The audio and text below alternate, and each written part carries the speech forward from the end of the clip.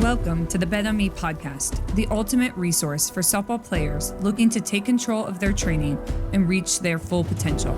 I'm your host, Krista Stoker, and on this show, we'll be discussing everything from taking a holistic approach to your training to data-driven strategies for maximizing and growing yourself, not only on the field, but off. We believe that athletes should lead their own journey and push past any perceived ceilings on their talent.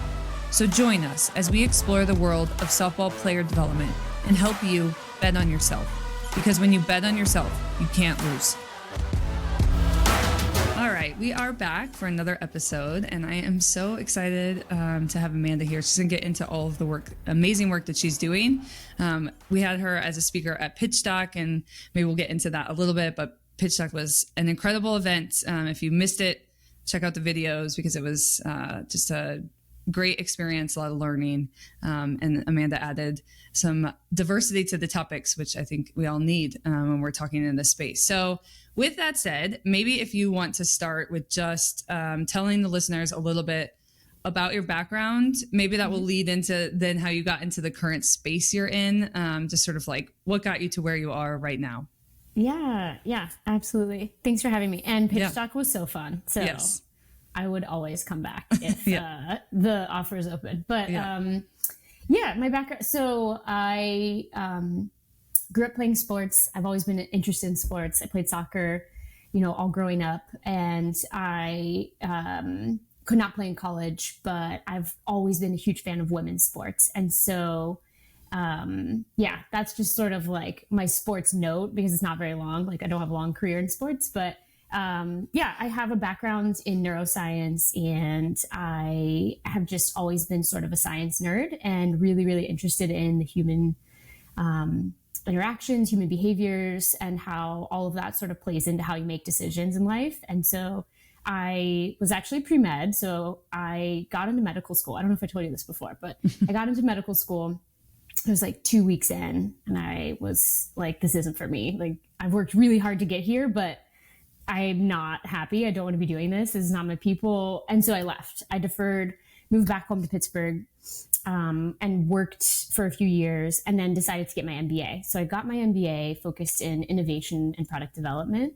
And from then I spent like 10 more years in healthcare. So I was all over the map really, with small companies like startups, Fortune 500. I did consulting, I did industry work, and the core and the similarities between all of those sort of moves for me career-wise were all really focused on helping folks sort of understand, see opportunity for change, and then implement behavior changes in the organizations. And so that's been a common theme, sort of no matter where I've been or what I've been doing. It's really been about change. And so in 2021, I left the company I was at, just decided to take some time off, and really wanted to start working with someone who could help me understand from an entrepreneurship side. I'm sure your story as an entrepreneur is really interesting as well, but I think it's easy when you have somebody to help you think through sort of like what your next steps are.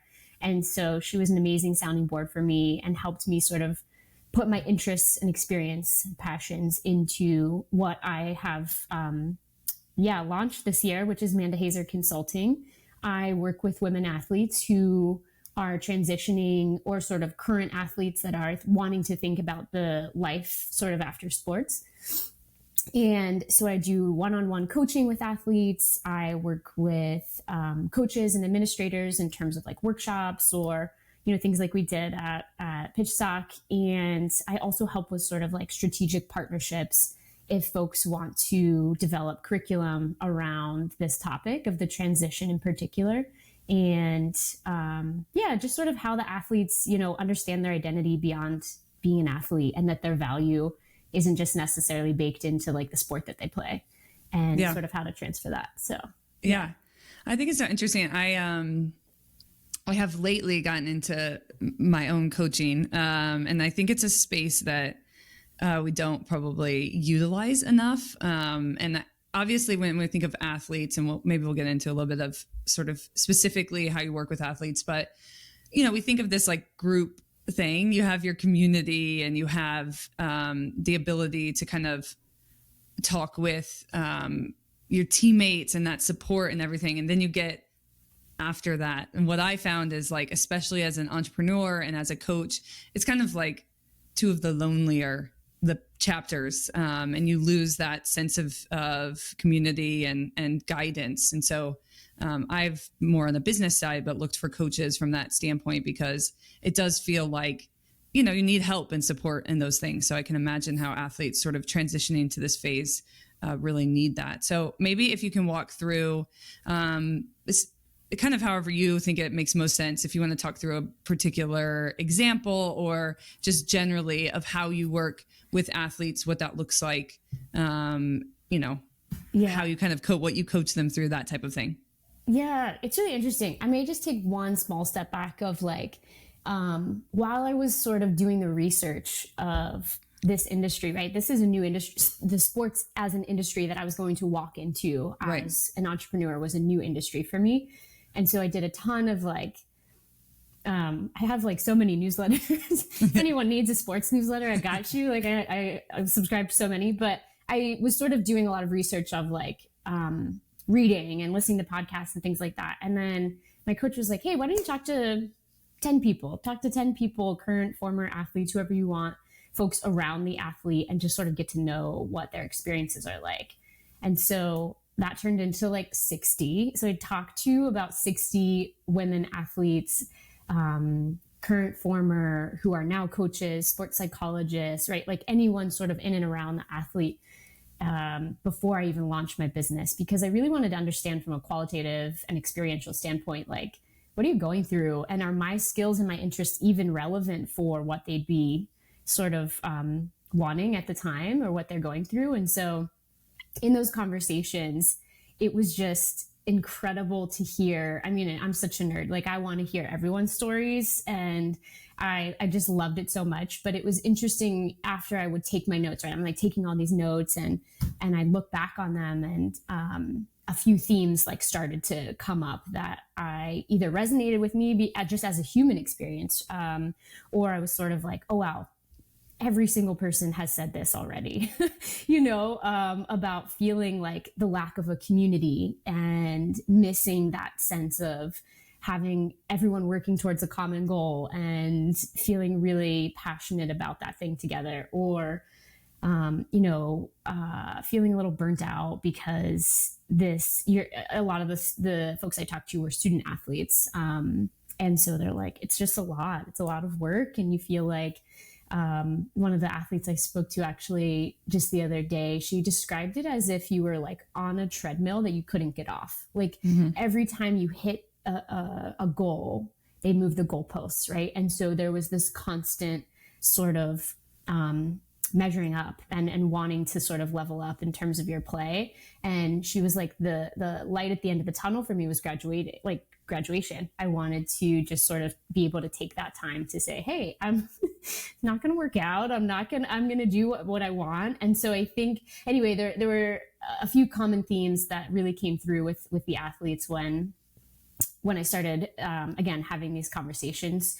which was really helpful for me, because now that I sort of I've launched my business, I'm working with athletes one-on-one, I've sort of developed a bit of a curriculum.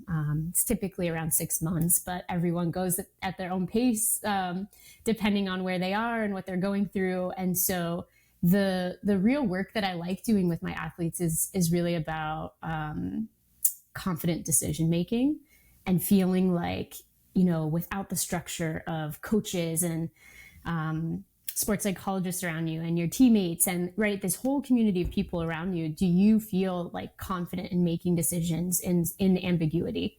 And I think that, that curriculum is evolving. I'll be honest, right? I'm still like figuring things out, but we have that sort of goal at the end of our work where I don't necessarily see value in someone working with me for years, right?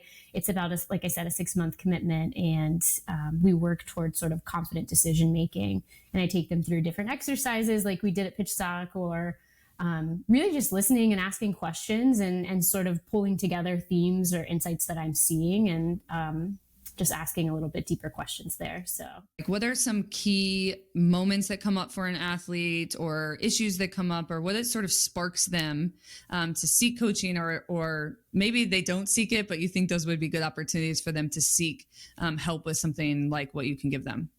yeah, I mean, it's such a good question, and it's definitely all over the map with folks, just as I think all of us sort of, you need to be ready to do the work. Like, I mean, even the same, I'm sure, for the work you do with the athletes, right? Like, you want to have folks that want to be there and want to be involved in the process. And so I would say there are sort of a few different ways that it typically comes to me. I would say the first is a forcing function of like graduation, right? If you're playing a sport, you know, you're not continuing, graduation's happening, and we've sort of been introduced before or something like that. And it's sort of, it just is a natural sort of transition period. So I'd say maybe at the time of transition that it's happening is a common way that, a common time that folks come to me.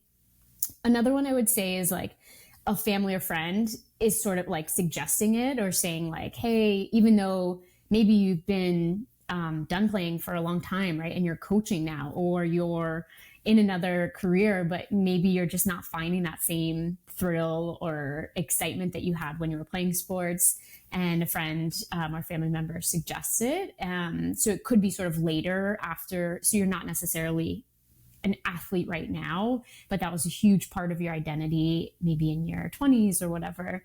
And then I also think there's definitely been a couple times where I've introduced myself to folks. I've talked about my work, and I said, "Hey, I know you're about to retire or about to go through this transition, and I'd love to talk to you and just sort of hear more about that story." And folks are like, "I'm good. I got a plan.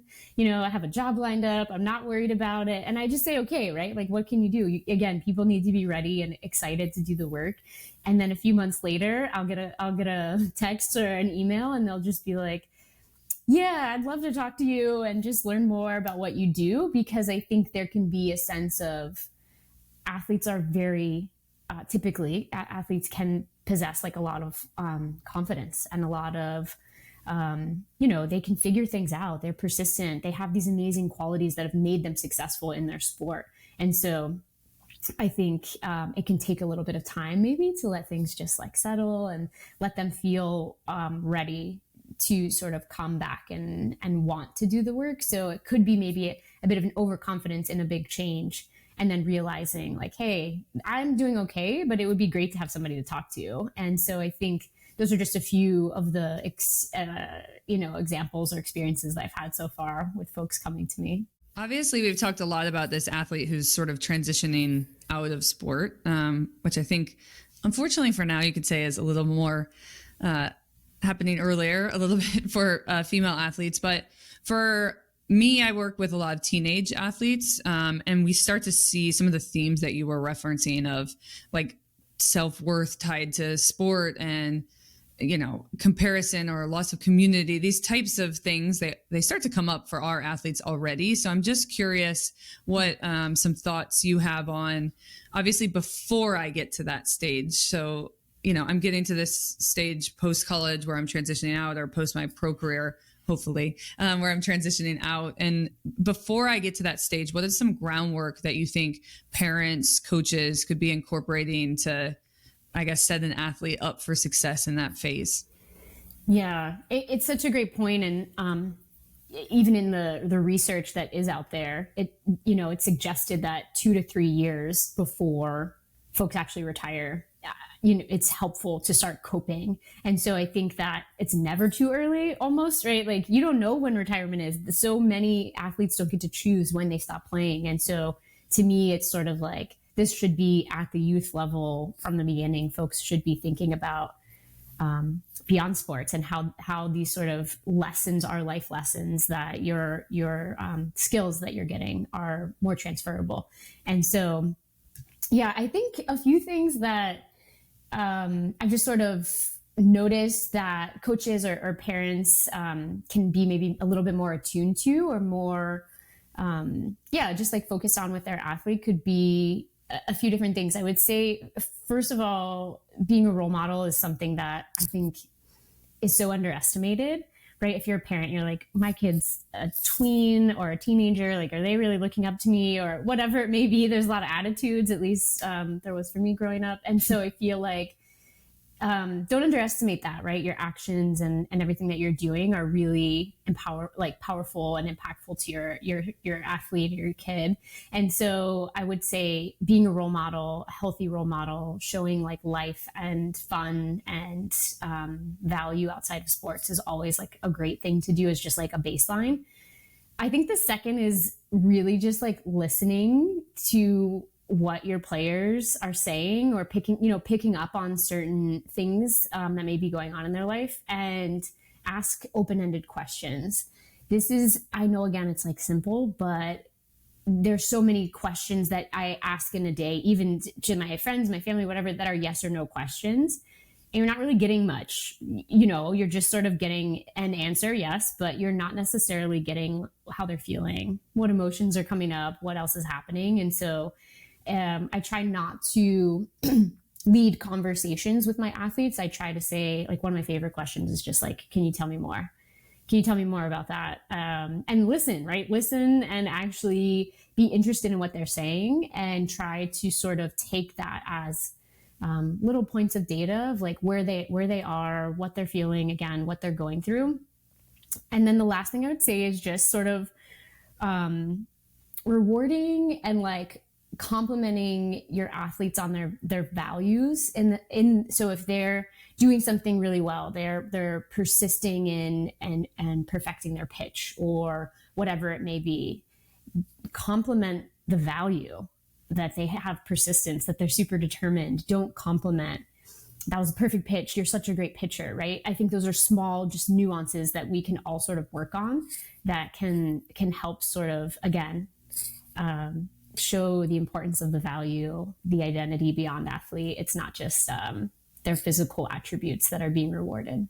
Yeah, that's so interesting. So one of the activities that you had us do at Pitch Talk was a pie chart. Maybe you can kind of generally walk us through that, but it was about sort of understanding how you identify yourself and where you put those buckets. And one thing I know is that same activity, someone that works with us did with my teenage team.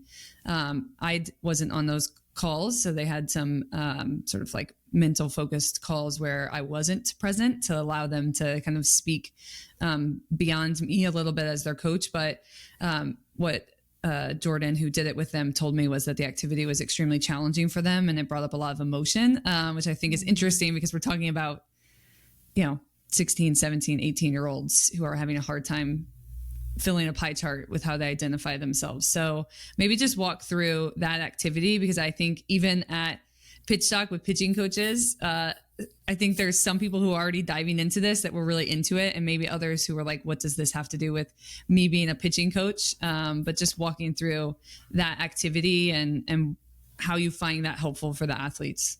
Yeah, absolutely. I love that Jordan did this with your team. Yeah. That makes me so happy. Yeah, I feel like there's so many different sort of flavors of the exercise, but what I had everyone do in the room was, create basically a pie with eight different slices on your piece of paper, fill in the blank of I am you could put a coach, a mom, an entrepreneur, whatever, 8 different sort of components of your identity. And I try to describe that as like how you spend your time, like what you spend your time doing. And so that was sort of the first step. Put the pieces of your identity in that chart. You don't have to have 8, but that was just the goal for the day. And then I had them shade in each of those slices of the amount of time they're spending doing that thing. So there were coaches in the room, so I'm assuming most of them had a pretty full slice of coach, like that was pretty filled in. And then maybe there were other things, right? Like they're a dog mom and they like enjoy walking their dog. Maybe that's a little less because they're traveling so much or something like that. So the first step was sort of like fill in your time spent in each of those categories. And then the last step was really having them fill in or number each of the slices 1 through 8 of what was most important or valuable to you. So it has nothing to do with your the time you're spending, but it's sort of like what positive emotions you get from that, and how would you rank them. And so I had everyone do that exercise, and then I just had a few discussion questions, right? Like, is there any sort of difference between your number one and the amount, like, is it the one that's fully shaded in on your sheet or not? And let's have a conversation about that. And so we ended up having, I think, a pretty healthy, fun conversation in the room about folks' experiences, and some some things they would like to change, or that seems sort of like, wow, I say this is my number one, the thing I value most, but I'm not necessarily spending my time doing that. And so the goal really is just that, is to have folks reflect on, take a pause,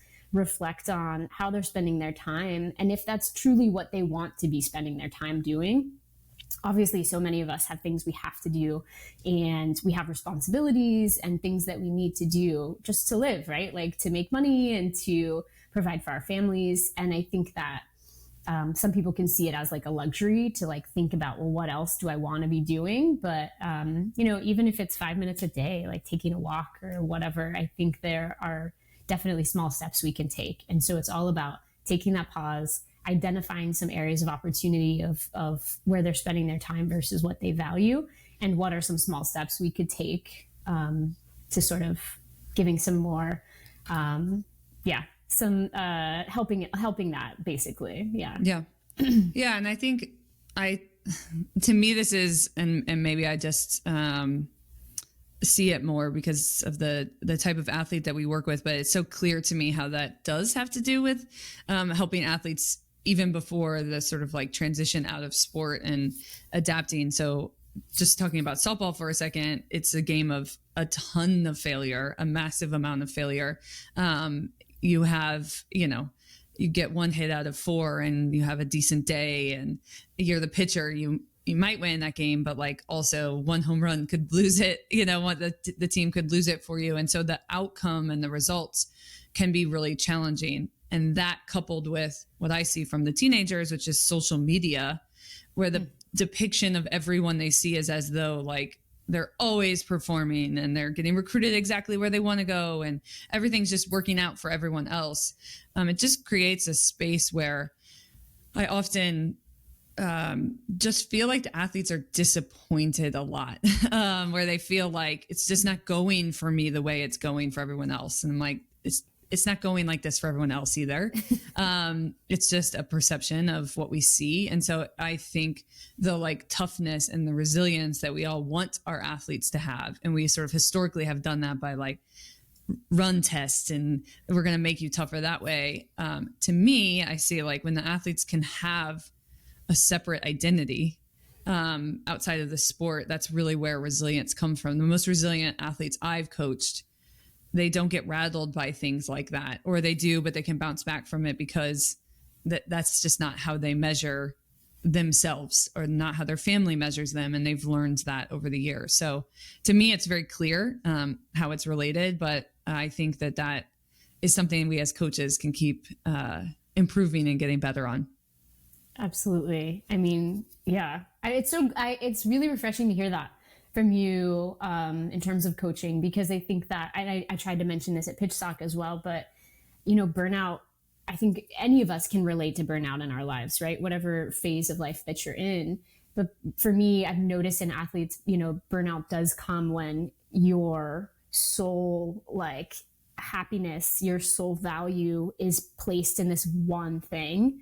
And then, like you said, there's a lot of failure in softball and sports. And if that doesn't go well, then it's just sort of like, you're just dragged down. And so to me, there's an accelerator in burnout of athletes when they only have one thing that they care about. And so to me, it's also very like, this is apparent, this is obvious that we should be doing this, but it's really hard because athletes and student athletes in particular are juggling so much. Like you said, social media, the perception of things, but also just time management and, trying to get your work done. And yeah, there's a lot that they're juggling. So it's definitely not an easy balance, but again, I think it's just important to take a small pause and to think about these things. So yeah, for sure. All right. Well, we're going to wrap with that. But maybe if you can tell the listeners where they can find out more about you, where they can sort of learn more about how they could work with you on whether that's social media, website, whatever you have access to. Yeah, of course. So the website is just Amanda Hazer, HAZER.com. And you can find a lot about my services and things like that on there. You can also sign up for my newsletter, which I do blog posts and just sort of upcoming events through that. And then on Instagram, it's just Amanda H_consulting. And LinkedIn, it's just my name, Amanda Hazer. So yeah, that's how you can find me. Awesome. Well, it was so great to chat with you. I'm sure there will be more to come down this road because, like I said, I think this is a really important piece that we need to keep incorporating in athlete training. But hopefully we'll talk soon. Thanks so much, Krista. Appreciate it. Thanks for joining another episode of the Bet on Me podcast. Go out today, bet on yourself, and remember, when you bet on yourself, you can't lose.